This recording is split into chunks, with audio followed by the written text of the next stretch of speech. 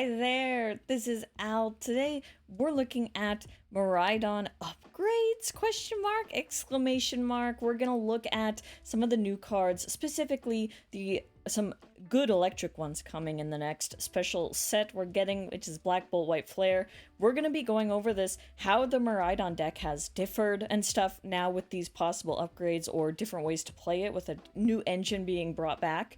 And it's going to be exciting. We're going to go through some stuff explaining, and then we're going to go into some games as well, and I can commentate a little bit. So hopefully by the end of this, you'll have an understanding of how a Dynamotor Miraidon EX deck might function or look like and stuff, and then it will be cool. We're going to compare it to Joltik Box, and it's going to be fun. So let's go ahead and go and look at some of the cards. So we already know that Eelektrik is coming in our special set, and it's got Dynamotor, the same from an old one as well. So this is once during your turn, you may attach a lightning energy from your discard pile to one of your benched Pokemon. Now, keep note that this says, it doesn't specify it has to be electric Pokemon. You can attach it to whatever, and it's a good engine. So we're going to be relying on this engine once we get enough energy in the discard, hopefully to make it a reliable engine. Now, yeah, sadly, this is the one of old, but I believe it has been ruled that you cannot use these in place of this one. I guess you have to use that one, but we're gonna see how that goes when it gets released, but that's so sad. Anyway, so we're talking about Miraidon, of course, and Miraidon has generally been lumped in with Joltik Box. Maybe some don't consider it a Joltik Box kind of deck. Joltik Box might be a little different from Miraidon, but I'm kind of lumping it together a little bit. Basically, like Lightning, this is how our Lightning deck might be, but if we want to compare it to Joltik Box, I would say that Joltik has its attack. So its attack lets you go ahead and just search your deck for two grass energy and two lightning energy, and then attach it to your Pokemon in any way you like. That one also doesn't have to be like a specific type of Pokemon. It can just be whatever. So, but it is a move, and with this build, it looks like some of the lists we're going to be looking at, especially like in Japan right now, because it's all out. We're kind of going back to an electric generator type of okay, let's find our energy via that, and then let's attach it and just go. It's still very fast, still gonna be good, but there is a difference between one is energy acceleration through attacking and one is through just items, which means item lock turns off the generators, so you have to keep that in the back of your mind, but you know, there's other things too. Like I said, you can't get out of everything, but because you are playing from the discard pile with Dynamotor, pulling from the discard and stuff, you're gonna be playing, and there might be an uptake in cards in lists like Professor's Research that makes you discard more energy and making sure that Dynamotors are generated and powered up. So that's why you might be seeing a 4 of Professor's Research, 4 Professor's Research, etc., because there is maybe a heavier emphasis on discarding cards and stuff. So it's going fast. Whereas in Joltik Box, we have this sample list. We don't really have any Professor's Research. We're just going at it a different way. So that's something to keep in mind. Pikachu EX is also in a way that differs. So Pikachu EX in Joltik Box is definitely an attacker. It can be, because you're able to use Joltik to provide a lightning and a grass energy pretty quickly and easily, and then you can just attach a metal energy and maybe use Crispin as well and all that. So it is an attacker as well, but in these Miraidon lists and stuff, it's more of just a way to access Area 0, it looks like. Like I said, these are just kind of rough list ideas and stuff, and things that have been cropping up. But that is another difference. I think you can try and make it an attacker, but really I think that would really make it hard to hit your generators and stuff, and it's going to be hard to, function in the same way, I would say. So that's why there is a difference in those engines and in that attacking and all that. So that is something to keep in mind. Joltik Box also typically, I don't think, uses the Magneton here from Surging Sparks, whereas this could be a potential option in the Dynamotor deck and stuff, because we're already trying to trash a lot of energy to keep in the discard pile for our Dynamotors, so we might have some extra and can use Magneton and its Overvolt Discharge, which says once during your turn you may attach up to 3 basic energy cards from your discard pile to your lightning Pokemon in any way you like, but if you use the ability, the Pokemon's knocked out. And although it sounds like an immediate downside to have your Pokemon KO'd, you could be putting your opponent on an uneven prize race or prize trade, and you could also be 3 right off the bat just to like accelerate. Energy acceleration is very powerful, like up to 3 and just kind of stick them anywhere. That's really good. And so I guess the KOing itself is going to be our drawback, but like I said, depending on the situation and everything, that's not too bad. Zeraora is another one I am seeing in some lists. Thunder Raid here for 3 lightning energy. Look, that's how much he can get going just right off the bat. Anyway, you discard it though when you use the attack, but it does 210 damage to one of your opponent's benched EX Pokemon. So not only is this a crazy number to hit, 210 damage on this single prize basic Pokemon, I did not know that this Zeraora could do this. And it's hitting on the bench. And in our format, we do have bench protection like Shaman and Rabska and stuff, but like if your opponent isn't playing it, and some of these decks won't be playing it because their EX Pokemon are pretty big already, maybe like Raging Bolt. And so this could be something like that, to start lining up kills to get this, and it's to the bench. Like I said, that's pretty crazy. And pretty easy for this deck to power up, I would say. So we can just go aggressive like that with this guy, and this guy is interesting. Terra Pokemon, though, have this stipulation, though, that they, like, are protected on the bench, and I believe that would protect them as well. So things like Ogerpon EX would be, like, protected because it's, like, a Terra, but like I said, other EX, not all EX Pokemon are Terra Pokemon. Blood Moon or Saluna is used in Joltik Box, but in these decks, you might consider this new Pokemon Zekrom EX that's coming. So Zekrom here has Slash for 50, and then for a Lightning colorless, Voltage Burst, which is 130 plus. It does 50 more damage for each prize card your opponent has taken. It also does 30 damage to itself. So Zekrom here could be, it also has 230 HP. So Zekrom could be a game finisher, potentially, with the amount of energy, or the amount of damage being output. So if we do the math, 130 damage for 0 prizes, because it does that at base, that means you could KO most single prize Pokemon. Now, 1 prize card taken by your opponent means you could KO things like Squawkabilly and Mew EX, those little EX Pokemon. 2 prizes means you're hitting for 230, which can KO Ogerpon, Latios, Miraidon EX. 3 prize cards taken means you can KO Raging Bolt, Enzoroark, Pidgeot EX. That's all hitting at 280 damage. 4 prize cards taken means 330 damage. That means you could be killing the stage 2s like Dragapult, Gardevoir, Charizard EX, and so on. And then 5 prizes is 380. So this is pretty great, I would say, if you're able to get it going and getting it off quickly. Like I said, though, it does do 30 damage to itself, which is kind of a downside to it because it is kind of powerful, for sure. So just remember that, and just remember that if you are doing the Dragapult matchup, keep it in mind because 200, because 30 would be at leaving him at 200. That's pretty clean for Dragapult's Phantom Dive, so keep that in mind.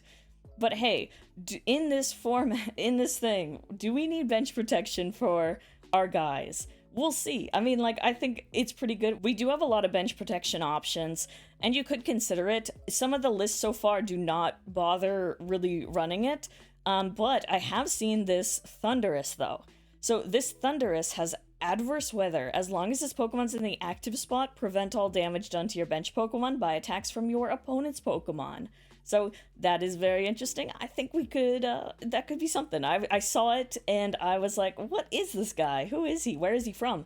And he is here, Obsidian Flames. So if you go ahead and look at some of the lists, and I'll move, don't worry, we'll look at this, but a lot of tools can be utilized in the decks and stuff, and a lot of Arvins can be utilized to find those tools.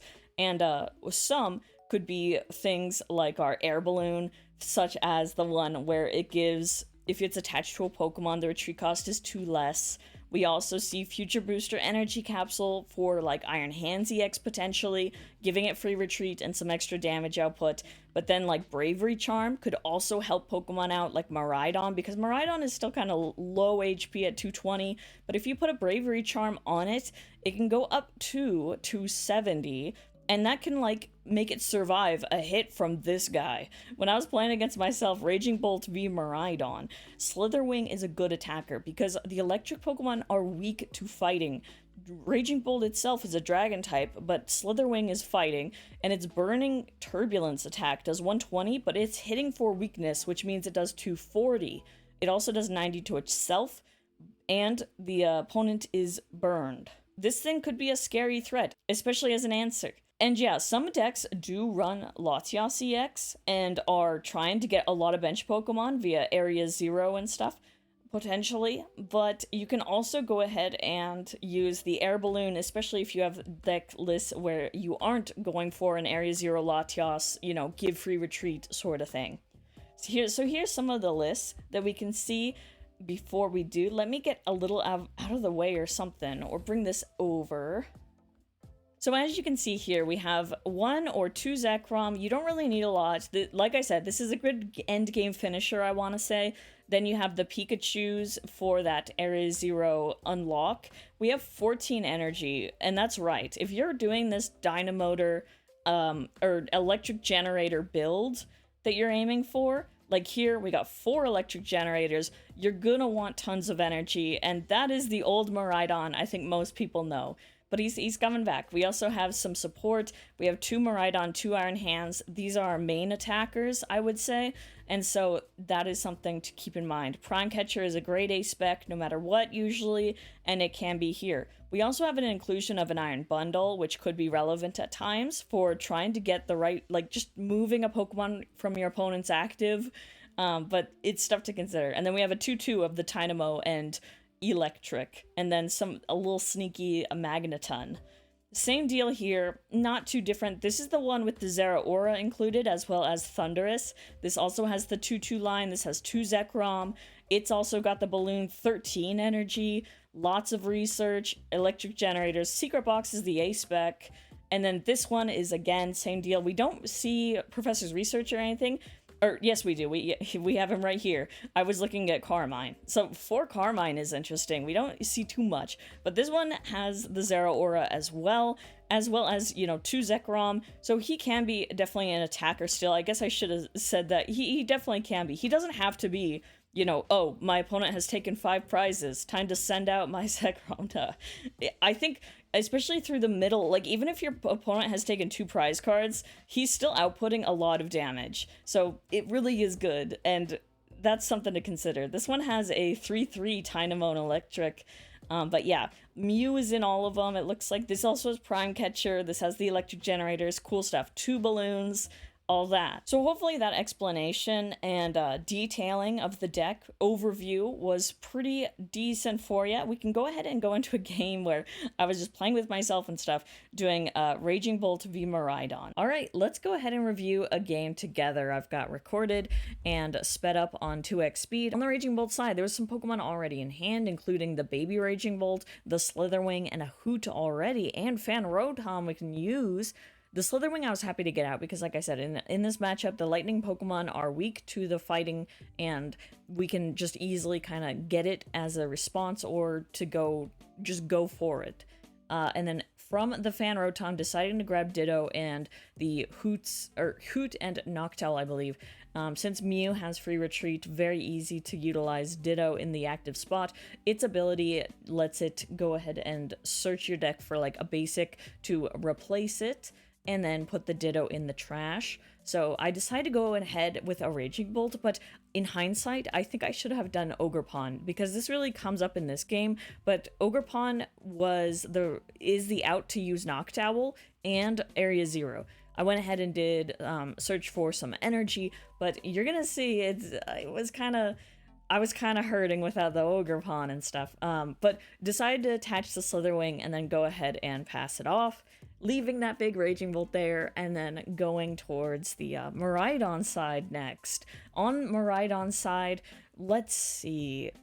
there is the Future Booster Energy Capsule. Like I said, it can help with that free retreat on Iron Hands, and it can help on adding a little 20 extra damage, I believe. Going ahead with Arven, and I need to get the my Pokemon out. I need my bench full, so going to look for Miraidon so we can use its tandem unit ability, grabbing a Nest Ball from Arven to get Miraidon, and a Bravery Charm. So you get an item and a tool, and then go ahead and use that Nest Ball to find a Miraidon. Now, like I said, the main attackers, at least during this too, was, you know, Miraidon and Iron Hands kind of thing. So I also wanted to, of course, get the support out, though. So using its tandem ability, searching for 2 electric Pokemon to put on the bench. Tynamo is already being lined up. I was also looking at the Magnemite possibility, trying to debate how to tackle the Raging Bolt, but I also wanted to have another attacker be able to be, like, chillin', like, so another Miraidon, and then using that Miraidon to get Pikachu out. So that was full bench, I would say, pretty easily, and that was nice. I also decided to put down another energy on Iron Hands to kind of move towards hopefully powering it up. I put a Bravery Charm onto Miraidon because I did not want it to go immediately. There's a balloon on the Pikachu. I also was just using cards to bring it down so I could get one with Restart with Mew, and I did, and then we found a generator, and then we got the hit of, you look at the top 5 cards, attach 2 of any that you like, attached them right onto Iron Hands, and Iron Hands, just like that, is powered up. So super fast, super awesome when that hits and everything, and I was very happy. Decided to leave that and then pass off to the Raging Bolt side, because like I said, I couldn't get rid of the Raging Bolt, and I didn't want to leave Iron Hands up there to just get KO'd easily, so decided to go with that. So I remembered, yeah, around here that, like, there was a Noctowl in hand, and I really wanted to obviously use that, but I could not because there was no Ogerpon, there was no Terra Pokemon to utilize it with. So decided to switch out the Raging Bolt and then go into Fan Rotom. Want to put energy in the discard pile, so did the retreat into Mew because I just wanted to kind of do that, and then restart. Go ahead with the Pokegear, trying to find a supporter that could keep things moving, but yeah, Crispin was grabbed from there. He can help out, but like I said, I have the Area Zero Stadium up too, but it's not that useful because we don't have Ogerpon right now, but still, nonetheless, with Crispin deciding to get some energy, and because there was no Ogerpon, I was not sure about grabbing the grass energy immediately. I was kind of wanting to still get energy in the discard for Sada in the future, or just keep doing this, but deciding to power up that and then retreating with, or keeping it, because like I said, it wasn't gonna KO the Mew, let's say, but and I didn't want it to get immediately destroyed in return. But over on the other side, another Arven to go ahead and find more tools and items, and at this point just trying to like rock and roll and get stabilized and maybe find Gusting to get that amp off, which feels good, or other things. So grabbed an electric generator, want to get those Miraidons powered up as well as other attackers so that when Iron Hands goes down, they can help out too. Electric generator here, going trying for the hit, got 2 again. There's like I said, 14 energies in this one on the Miraidon with the Bravery Charm, and then was just 1 energy short from an attachment and having him all powered up and ready. But there we go, we had it in hand, we attach for turn, restart, grab Arven and the Eelektrik. And with the Eelektrik, I was checking my discard pile to make sure, but we can free retreat, get Mew out, put Miraidon up front, and go ahead with its Photon Blaster for 220 damage, knocking out the Mew and getting 2 prize cards in return. And this is what Slitherwing was waiting for. Put him up, promote him, and then hopefully we can find stuff, but it was unfortunate. No, we could only really just do that, and then if he didn't have a Bravery Charm, he would have been KO'd, but since it had the Bravery Charm, we're doing 240, and it's got 30 HP left. So that is something that is unfortunate on the Raging Bull side. I believe Slitherwing, yeah, also does 90 damage onto itself, so that is another, like, thing to consider if you're utilizing Slitherwing like that. But it feels bad to not KO the Miraidon, but I guess that's why you can play with the Bravery Charm to kind of protect it a little bit if you'd like. Just make it a little harder. So attaching just to retreat, just to have some energy in the discard, moving ahead and grabbing him because now the Slitherwing is in range of the amp.